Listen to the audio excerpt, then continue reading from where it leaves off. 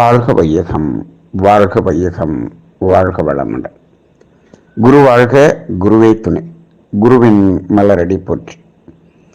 சிந்தனையை உடல் நலத்தை சீரமைத்து உய்வித்த குருவே வாழ்க. தியானமே யோகம், யோகமே ஞானம். தமிழ் ஆனந்த யோகம். வாழ்க வளமுடன். இன்றைய சிந்தனை தலைப்பு உறக்கத்தின் அவசியம். ஐந்தில் அளவு முறை என்பதில் உணவு, உழைப்பு, உறக்கம், உடலுறவு, எண்ணம், இந்த ஐந்தில் அளவு முறை, அளவு முறை அல்ல, அளவு முறை என்று சொல்வார். அளவு என்று சொல்லும்போது அது அதிகமாகவும் கூடாது, அது குறையவும் கூடாது. அதன் பிறகு முறை என்று சொல்லும்போது முறை மாறவும் கூடாது அப்படின்னு சொல்வார். இப்போ இந்த உறக்கம் என்பது அவசியமா என்று கேட்டால், இது எதை அடிப்படையாக கொண்டு இது பார்க்கப்படுகிறது என்று சொன்னால், இந்த உடலின் ஆற்றல் என்பதை அடிப்படையாக கொண்டு, அறிவு என்பதையும் அடிப்படையாக கொண்டு, ஆற்றல் தான் முக்கியம். அந்த அதிகமாக ஆற்றலை அடிப்படையாக கொண்டு, ஆற்றலையும் அறிவையும் அடிப்படையாக கொண்டுதான் இந்த உறக்கம் என்பது அவசியமா என்பது சொல்லப்படுகிறது. இப்போ இந்த உடல் இயக்கம் என்று எடுத்துக்கொண்டால் அது இரண்டு வகையான இயக்கம் என்று நாம் பிரித்து பார்க்கிறோம். எப்படி என்று சொன்னால், ஒன்று அட்டானமஸ் நர்வஸ் சிஸ்டம், இன்னொன்று சென்ட்ரல் நர்வஸ் சிஸ்டம். அதாவது தானியங்கி நரம்பு மண்டலம், மைய நரம்பு மண்டலம் என்று இரண்டு வகையான இயக்கங்கள் நமது உடலிலே இயங்கிக் கொண்டிருப்பதை பார்க்கிறோம். இப்போ இந்த இடத்துல நாம் அந்த மைய நரம்பு மண்டலம் இயங்குகிறதோ இல்லையோ, தானியங்கி நரம்பு மண்டலம் என்பது 24 மணி நேரமும் அது இயங்கிக் கொண்டே இருக்க வேண்டும். அதுக்கு ஆற்றல் என்பது எப்பொழுதும் அது இருப்பாக இருந்து கொண்டே இருக்க வேண்டும். ஏன்னா அது மினிமம் லெவல், மினிமம் பேலன்ஸ் அது இருந்து ஆக வேண்டும். இல்லை என்று சொன்னால் அந்த உள் உறுப்புகளின் இயக்கம் பெறாது. அப்படி இயக்கம் பெறவில்லை என்று சொன்னால் உடல் உயிர் இணைப்பு என்பதை துண்டிக்கப்பட்டுவிடும். அப்போ அந்த அட்டானமஸ் நர்வஸ் சிஸ்டம் என்று சொல்லக்கூடிய தானியங்கி நரம்பு மண்டலத்தில் வேலை செய்யக்கூடிய உறுப்புகள் என்று பார்த்தால் எத்தனை உறுப்புகள் இருக்கிறது. அவைகளுக்கு ஆற்றல் போக மீதமுள்ள ஆற்றலைத்தான் நாம் மைய நரம்பு மண்டலத்தின் அடிப்படையிலே நாம் எடுத்து நாம் இந்த புலன்கள் மூலமாக இந்த பொருள்களை தூய்த்தல், அனுபவித்தல், வேறு எத்தனை அதற்கு வேண்டிய பொருள்களை ஈட்டுதல், எந்த செயல்கள் செய்தாலும் இது எல்லாமே அந்த மினிமம் பேலன்ஸ்ன்னு சொல்லக்கூடிய அந்த ஆற்றலுக்கு மேல் இருக்கக்கூடிய எக்ஸஸ் மட்டும்தான் நாம் இதில் செய்ய முடியும். சரி, இப்போ இதற்கு மகரிஷி அவர்கள் அந்த காலத்தில் ஒரு கணக்கை போட்டு கொடுத்துட்டாங்க, இவ்வளவு வரவு இவ்வளவு செலவுன்னு. இப்போ இந்த ஆற்றல் என்று சொல்கிறோமே, அந்த ஆற்றலினுடைய வரவு என்ன? மனிதர்கள் என்ன சொல்வார்கள் என்று சொன்னால், இந்த பற்றாக்குறை என்று சொன்னால் வரவை கூட்ட வேண்டியது தானே என்று சொல்வார்கள். ஆனால் ஒரு ஆரோக்கியமான வாழ்க்கை என்று சொன்னால் வரவு என்பது எப்படி ஒரு முறைப்படி எவ்வளவு வரவு இருக்குமோ அதுதான் வரவு. அதை அதிகப்படுத்த வேண்டும் என்று சொல்வதை விட அந்த செலவை குறைப்பது என்பதுதான் முறையான வாழ்க்கையாக இருக்கும். இது சாதாரணமாக பொருளாதாரத்திலும் கூட அப்படி எடுத்துக்கொள்ளலாம். ஒருவருக்கு எவ்வளவு வருமானம் வருகிறதோ அந்த வருமானத்தின் அடிப்படையில் அவர் செலவை செய்ய வேண்டும். செலவு கூடுகிறது என்று சொன்னால் வருமானத்தை கூட்டு என்று சொன்னால், வருமானத்தை கூட்டுறதுன்னு எப்படி கூட்டுறது? வருமானம் இதுதான் என்று இருக்கிறது, வருமானத்தை கூட்ட வேண்டும் சொன்னால் ஒரு நம்ம கல்வியை கூட்டியிருக்கணும், நம்ம திறமையை கூட்டியிருக்கணும். இதுதான் படிப்பு, இதுதான் திறமை என்று ஆகிவிட்டால், இது இவ்வளவுதான் வருமானம் என்று வந்துவிட்டால் அந்த இடத்துல அதை கூட்ட வேண்டும் என்று சொன்னால் என்ன செய்ய வேண்டி வரும்? இன்னும் உடலை கெடுத்து வருமானத்தை கூட்டுற மாதிரி ஆகும், அல்லது வேறு ஏதாவது ஒரு வகையில் இல்லீகலாக அதை முறை மாறி அதை பொருளீட்டுற மாதிரி ஆயிரும், அப்படின்னு ஆயிரும். ஆனால் என்ன சொல்லுவோம், செலவை குறைத்து அந்த வரவுக்குள் செலவை வைத்துக் கொள்வது என்று பொருளாதாரத்துக்கு சொல்கிற மாதிரி இங்கே ஜீவகாந்தத்துக்கும் வரவு செலவு பார்க்க வேண்டும். அதுதான் மகரிஷி அந்த கணக்கு சொல்கிறார். அப்போ உடலில் ஜீவகாந்தம் உற்பத்தி ஆகிறது, உயிராற்றல் உற்பத்தி செய்கிறது. இது 24 மணி நேரமும் அந்த உற்பத்தி நடக்கிறது என்று வைத்துக் கொள்ளுங்கள். உற்பத்தி நடந்தாலும் அந்த தூங்குகிற நேரம் போக மற்ற நேரத்தில் வரவும் நடக்கிறது, செலவும் நடக்கிறது. ஏனென்று சொன்னால் நம்ம புலன்கள் மூலமாக செலவு செய்து கொண்டிருக்கிறோம். அப்ப அந்த தானியங்கி நரம்பு மண்டலம் தூங்கும் போதும் செயல்படும், அது நாம் விழித்திருக்கும் போதும் செயல்படும்.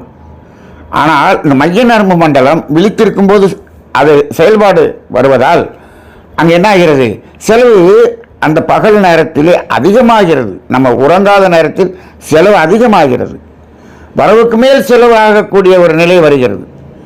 அப்போ ஒரு இடத்துல என்ன ஆயிரும்னா அந்த மினிமம் பேலன்ஸுக்கு நின்றும் ட்ரெயின் ஆயிரும், அந்த ஆற்றல் முழுமையாக இல்லாத நிலை என்று வந்துவிடும். அப்படி அந்த மினிமம் பேலன்ஸ்ன்னு சொல்லக்கூடிய அந்த மைய, அதாவது அட்டானமஸ் நர்வஸ் சிஸ்டத்துக்கு தேவையான ஆற்றல் மட்டும்தான் இருக்கிறது என்ற நிலை வரும் பொழுது நமது அறிவு, நமது மூளையின் வழியாக என்ன சொல்லிடும், உறக்கத்துக்கு செல்லென்று உறக்கம் வந்துவிடும். இது உறக்கம் தானாக வரும். இந்த உறக்கம் தூக்கம் வருது அப்படின்னு சொன்னாலே என்ன அர்த்தம், உடம்பு தூங்க சொல்லுது அப்படின்னா என்ன அர்த்தம், அந்த ஆற்றல் குறைந்து விட்டது என்ற அர்த்தம். அப்படின்னா என்ன அர்த்தம், மைய நரம்பு மண்டலத்தினுடைய வேலைகளை எல்லாம் நிறுத்து. இப்போ அதை அப்படியே நாம் செய்து கொண்டே இருந்தால் அந்த தானியங்கி நரம்பு மண்டலத்தில் இருக்கக்கூடிய ஆற்றலை எடுத்து நாம் செலவு பண்ணுற மாதிரி ஆயிரும். அப்படி எடுத்தோம்னா அந்த இயக்கம் நின்று போயிடும். இப்போ இதை சாதாரணமாக சொல்லிக்கிட்டு இருக்கோம். நீங்கள் தானியங்கி நரம்பு மண்டலம்னா ஒரு குறிப்பிட்ட உறுப்புகளை எடுத்து பாருங்கள், முக்கியமான உறுப்புகளை மட்டும் எடுத்து பாருங்கள். நுரையீரல் இயங்கிக் கொண்டே இருக்க வேண்டும், அது 24 மணி நேரம் இயங்கிக் கொண்டே இருக்க வேண்டும். அப்படி இல்லாட்டி மூச்சு வாங்கவே முடியாது. நீங்கள் தூங்கினாலும் அங்கே மூச்சு வேலையை நடந்து கொண்டு இருக்கிறது அல்லவா. அப்போ அதற்கு அங்கே ஆற்றல் வேணும், அது இயங்கிக் கொண்டு தான் நம்ம தூங்கணும் அப்படின்னு சொல்லி நுரையீரலும் தூங்கிடுச்சுன்னா முடியாது. இருதயம் 24 மணி நேரம் இயங்கிக் கொண்டு இருக்க வேண்டும். சிறுநீரகம், கல்லீரல், மண்ணீரல், இந்த உறுப்புகள் எல்லாம் 24 மணி நேரம் இயங்கிக் கொண்டே இருக்க வேண்டும். அது நம்ம கேட்டு இயங்கிறது இல்லை, அதுக்கு வேண்டிய ஆற்றல் கொடுக்கப்பட வேண்டும். நாம் இந்த உறக்கத்தை தவிர்த்து நம்ம மைய நரம்பு மண்டலத்தில் செலவு செய்து கொண்டே இருந்தால், இப்போது அந்த இருதயத்துக்கும் நுரையீரலுக்கும் கல்லீரலுக்கும் சிறுநீரகத்துக்கும் இருக்கக்கூடிய அந்த ஆற்றலை எடுத்து நாம் செலவு செய்து விட்டால் அந்த இயக்கம் பாதிக்கப்படுமா இல்லையா? இப்படி பாதிப்பு தொடங்கும் பொழுதுதான் நோய் என்பதை தொடங்குகிறது. அப்போ பெரும்பாலும் சரியான உறக்கம் இல்லை என்று சொன்னால் நோய் என்பது வந்துவிடும். நிறைய டாக்டர் சொல்லுவாங்க, நோயில் வரணும்னு நல்லா தூங்குறீங்களா அப்படின்னு கேட்பாங்க. அப்போ நிறைய நோயாளிகளுக்கு தூக்கம் ஒரு டிஸ்டர்பன்ஸாக இருக்கு. இப்போது இந்த உறக்கம் என்பது எந்த அளவுக்கு அவசியம், அந்த பற்றாக்குறையாக இருக்கக்கூடிய அந்த ஆற்றல் ஜீவகாந்தத்தை நிறைக்கக்கூடிய அளவுக்கு வரும் வரை அந்த உறக்கம் இருக்க வேண்டும். அப்போ காலையில் எந்திரிக்கும் போது அது நிறைஞ்சிருக்கும். ஏன், அது அந்த மினிமம் லெவலில் இருக்கக்கூடிய அந்த இயக்கம் மட்டும் நடைபெறுகிறது. அப்போ அந்த இடத்துல நமக்கு அந்த சர்ப்ளஸ் அப்படிங்கிறது நம்ம காலையில் கொண்டு வந்துடும், அப்புறம் திரும்பி செலவாகுது. அப்போ உறக்கம் என்பது அவசியமா என்று கேட்டால், உறக்கம் இல்லை என்று சொன்னால் நோயாக மாறி மரணமாக வந்துவிடும், அவ்வளவுதான். தூக்கம் கட்டுச்சுனாலே அங்கே அது மரணத்தை நோக்கிய ஒரு பயணமாக இருக்கும். வள்ளுவர் என்ன சொல்ற, உறங்குவது போலும் சாக்காடுன்னு சொல்லிவிடுறாரு. சரி, இப்போ அது அது அது வேற ஒரு ஆங்கில அவர் சொன்னதுன்னு வச்சுக்கோ. அப்போ இந்த இடத்துல உறக்கத்தின் அவசியம் என்பது அந்த ஆற்றல் பற்றாக்குறையாக இருப்பதை சர்ப்ளஸுக்கு கொண்டு வருவதற்காக இந்த 5 புலன்களினுடைய இயக்கத்தை நிறுத்துவது தானே தூக்கம். சரி, அப்போ இந்த அளவு முறை அப்படின்னு சொல்லும்போது இவ்வளவு நேரம் தூங்க வேண்டும் என்று இருக்கிறது.